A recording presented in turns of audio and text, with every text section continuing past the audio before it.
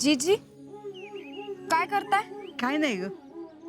काय नाही मग या इटा कशाला उचलताय? तू फुलं आणलेत ना, वय ही काय? मग ठेव जा आणि जा घरी.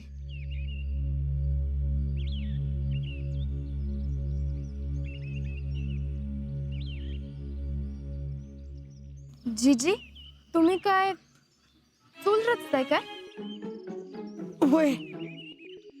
का हो? काय झालं? काय नाही बाई, भुगते आपल्या कर्माची फळं. नशिबात काय वाढून ठेवलंय कुणाच ठाऊक. मी काय परकी हाय वय तुम्हाला? तसं नाही ग पोरी, तू तर मला सख्या परीस लई जवळची आहेस बघ. मग सांगा बरं, काय करताय तुम्ही नक्की? स्वयंपाक. हिथं? अगं पुष्पीनं सांगितलंय ती फक्त तिचा आणि जयडीचा स्वयंपाक करणार आहे. समाधान तर माझा नाही करणार ती. पण असं का? काल ती राहुल्याची घरला आली होती. ती पुष्पीला काय म्हणली की पुरगीच्या लग्नाचा लय बोबाटा होऊन देऊ नका. मी जरा फक्त उचलून धरलं ग, तर ती माझ्यावर माझ्या आज्यावरच घसरली ग. लय नाही तसली बोलली मला बघ. तुला सांगतेशी तर जशी मी लागीन होऊन घरात आल्या तशी सुखानं नांदली बघ. माझ्या सुखाला या घरानं कधी बी खंड पडून दिला नाही. पण कालचा दिस माझ्या डोळ्यापुढे जाता जाईना बघ. लय बोलली मला, लय बोलली पुष्पी. अहो थांबा मी करते. अगं न ग, तुझ्या हाताबिताला लागेल बिगेल. अहो मला लागलं तर चालेल, पण तुम्हाला नको काय लागायला या वयात. आणि तुला लागलेलं मला चालणार आहे वय ग. बर मग एक काम करू, दोघी एकत्र करू. मी इटा आणते, तुम्ही रचा. बर. थांब.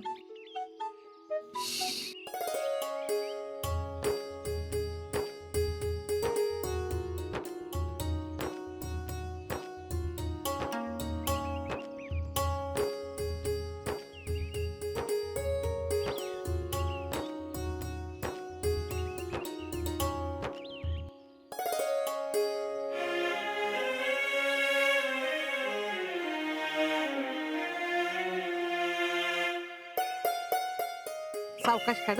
वय ग, लागल बिगल. नाही लागत. बाहेर चूल मांडून कशाला करताय? स्वयंपाक घरात करायचा ना. गॅस बिसच मला काही जमत नाही. माझी आपली चूलच बरी.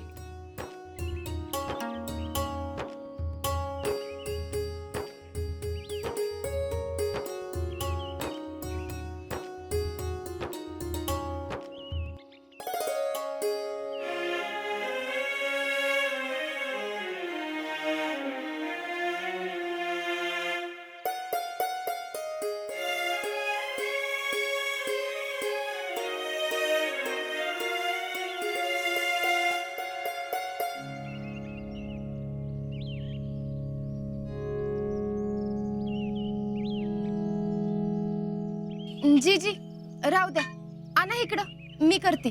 अगं नको पोरी, तुला नाही जमायचं.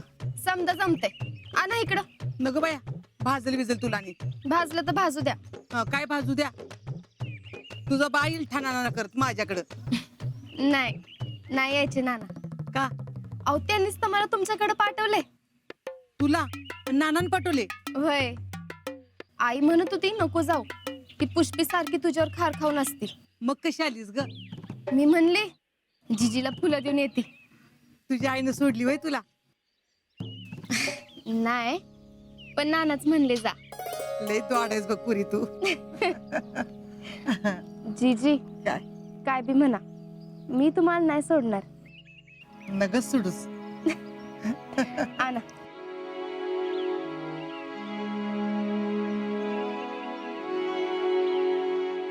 जीजी तुम्ही टेन्शन नका घेऊ, समजा ठीक होईल. अगं होय पुरी, पण हा समजा प्रकार जर राजाला कळला, राजा काय करल ह्या विचारानं माझं डोकं काय कामच करून झाले बघ. आजाला सांगितलं तर ना? म्हणजे आपण आजाला सांगायचंच नाही. आणि त्याने फोनवर विचारलं म्हणजे? तो काय विचारणार आहे? अगं तर हेच की घरातली समधी कशी आहे तर म्हणून. मग आता घरी कोण कोण आहे? तू आणि मी. आणि आपण कसे आहोत? आपण आहोत की चांगलं. आपल्याला काय झालं? मग जीजी तेच सांगायचं. अगं तसं नाही, पण तो जर म्हणला जेडीला फोन द्या आणि जेडीने त्याच्या समोर सगळं रामायण सांगितलं तर मग काय ना खाय का जेडीला आजाला समजा सांगायचं? म्हणजे म्हणजे मामा नाना तुम्हाला एकटं पाडणारी कोण? हीच की आमची पुष्पी आणि तिला साथ देणारी कोण? जेडी. मग नाव कुणाचं खराब होणार? ते दोघींच. मग त्यांचंच नाव खराब होणार असेल तर जेडी सांगल का समजा आजाला? हा ते बी आहेच म्हणा खरं. आता लवकर करूया भाकरी, नाहीतर आपल्या गप्पांच्या नादात मामा उपाशी राहायचे. होय, तुलाच पाहिलंय काळजी खरंच.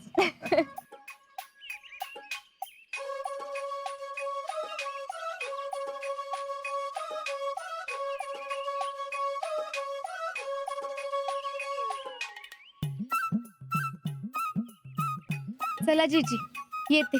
आता येऊ का कुठं? एवढं मनापासून समजा स्वयंपाक केलायस, 2 घास खाऊनच जा. नाही नको. ए पुरी, गपगुमान बसतीस का?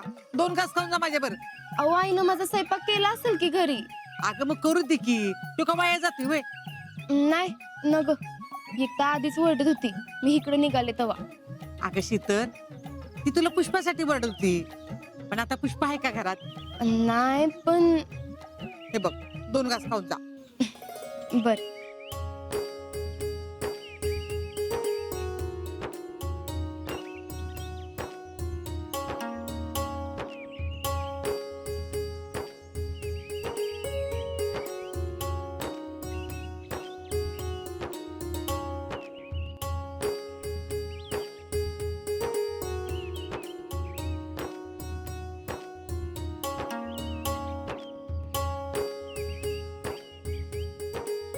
भाजी कशी झाली ग?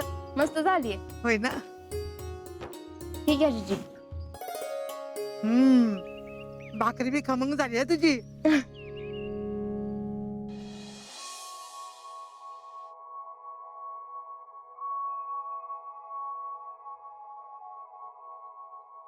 ठीक आहे. बोल की बाबा. जीजीची लय आठवण येते. म्हणजे रोज नाही येत का? रोज येतेच की, पण आज जरा जास्तच येते. होतं असं कधी कधी. रविवारी फोन कर की. ते आहेच. ठीक आहे, पण असं आतून असं काहीतरी वेगळंच वाटतंय बघ. आजा, अरे तब्येत बरी आहे ना? म्हणजे काय त्रास होत नाही ना? आता तसला त्रास नाही र. मग म्हणजे बघ असं चेन पडणं झालंय बघ. अरे तू काय बी काळजी करू नको. आपला एक मेंबर ठेवलाय की तिकडं. अरे त्या रावलेला काय जमतंय बे? उबला का? रावलं नाही म्हणत मी. अरे शितलीचं बोलतोय मी. ते ठेवते सगळं लक्ष तिकडं.